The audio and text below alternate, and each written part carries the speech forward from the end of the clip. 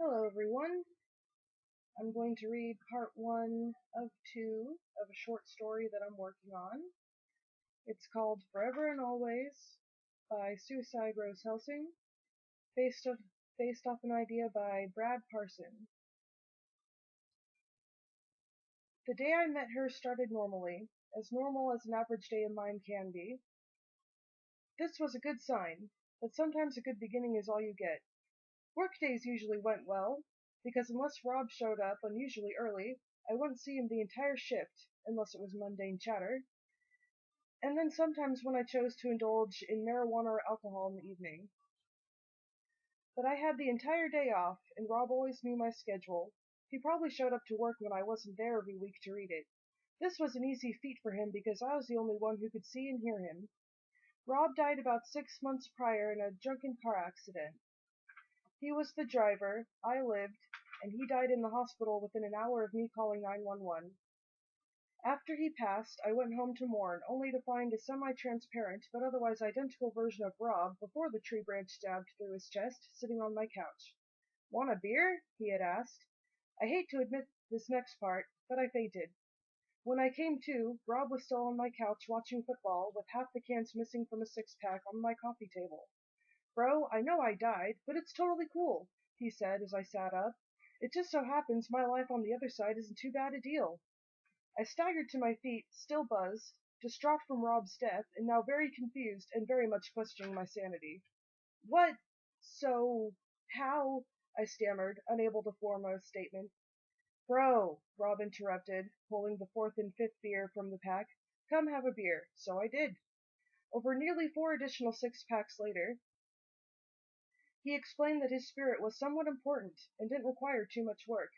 When asked about what exactly he had to do, he replied with, "I just have a few people I need to get to do a few things, and that's where you come in, Brandon. You're on my caseload." He went on to further explain that he flies around the world to different countries and even universes to convince people to do tasks they were destined to do. The time spent with the people or entities or aliens varied for each individual case. Mine was supposed to take anywhere between 4 months and a year, but it could take longer or shorter than expected.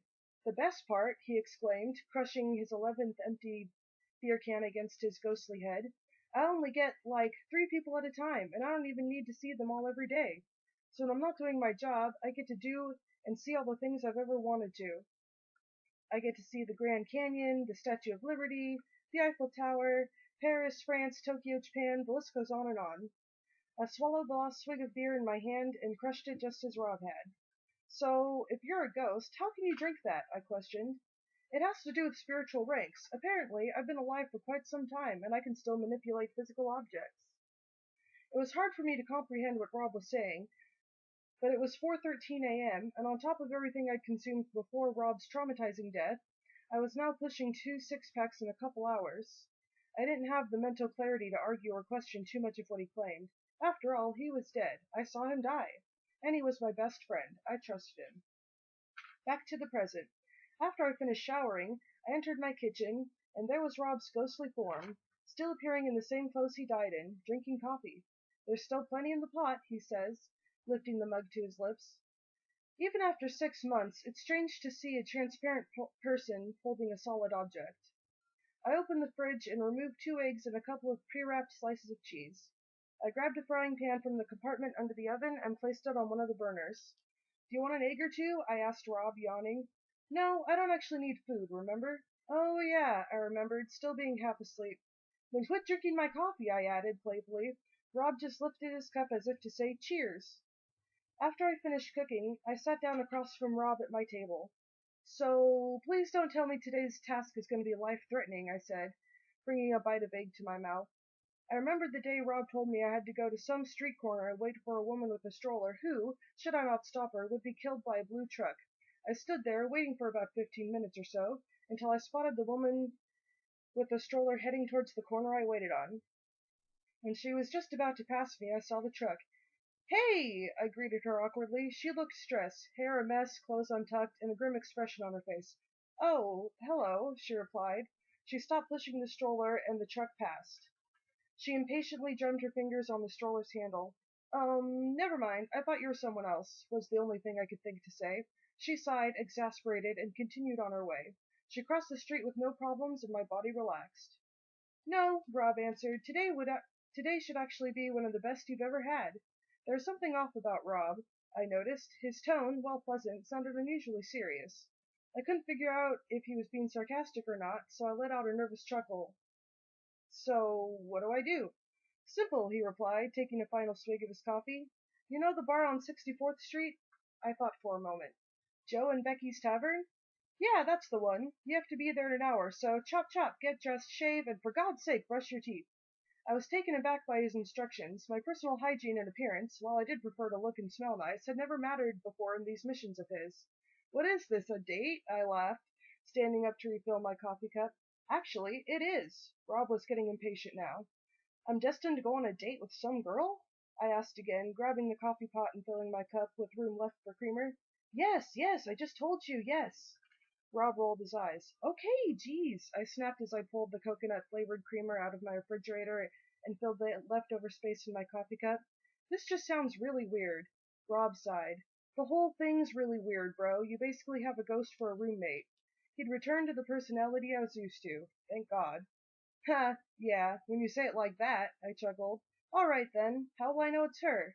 Well, she'll approach you. She'll know your name. And just to make sure you can recognize her, she'll have bright red hair and black lipstick. Not natural red either, very obviously fake. Fair enough. I gulped down my coffee. I'll see you after then? Yeah, I'll need to know how it goes, Rob said as he rinsed out the mug he was using. Right before he vanished, which was his usual way of exiting, he reminds me that I only have 45 minutes now to get there, and also to have a good time. Shit, it's a 20-minute drive, I remembered, dashing up the stairs. Face shaved, deodorant on, teeth brushed, and a nice but casual outfit consisting of a black long-sleeve button-down shirt, a pair of blue jeans, and bright white sneakers, I was ready to go within 15 minutes. I was, well, pretty excited, really. It had been a while since I'd had a date of any kind. I pulled into the parking lot of the bar and killed the ignition. I took a deep breath and entered the bar. It was pretty dead since it was only 2:15 in the afternoon. I chose a seat at the bar and ordered a Jack and Coke to drink while I waited. No sooner than I took my drink from the bartender, a girl with bright red hair claimed the stool next to mine and ordered something called squirrel sex. Some drinks had really weird names, I thought. Hi, she said, finally acknowledging me. I'm Violet. You must be Brandon, right? Yeah, that's me. I reached my hand out to shake, but instead she took it and kissed it. A little forward, but she was really pretty, so I couldn't say I minded. Rob's told me so much about you, she flashed her straight white teeth. She seemed really enthusiastic about meeting me, like she'd been waiting a long time. I didn't think too much of it as we talked and laughed over the next hour or so. Ready to go? She asked, finishing her third cocktail. Yeah. I decided not to question her ideas. I wasn't sure what this whole thing was about, but Rob had never steered me wrong before. When we paid our tabs and walked outside, I headed towards my car, but Violet stopped me. Let's take mine. She grabbed my hand and steered me towards a small black Volvo. I glanced in the direction of my car, contemplating. I decided it would be safe. I had locked it, and we were in a pretty good neighborhood.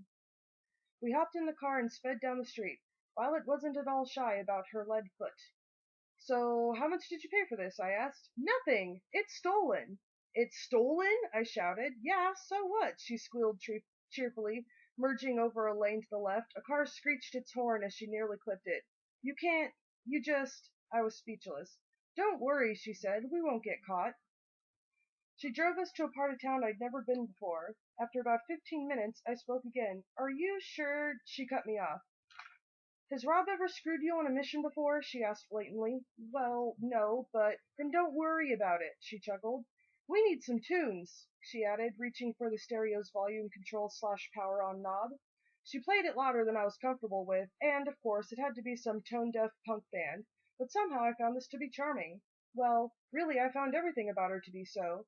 The way her nose wrinkled when she laughed, her I give no fucks attitude, her crazy dyed red hair shaved on one side with a streak down the center put up in a mohawk. She was amazing. She was different.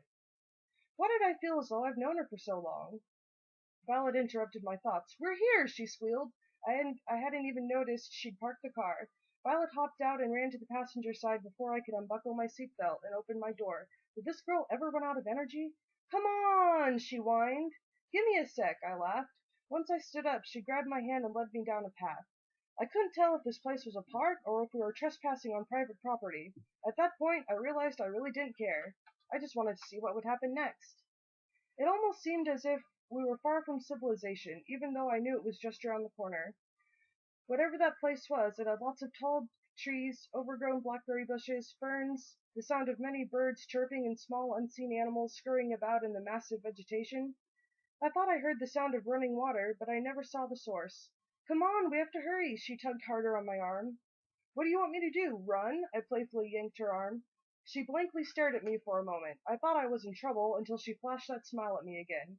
I noticed she had a little lipstick on her front teeth. Adorable. Actually, yeah! She let go of my hand and took off before I could protest. I chased her. She screamed with laughter when she realized I wasn't too far behind.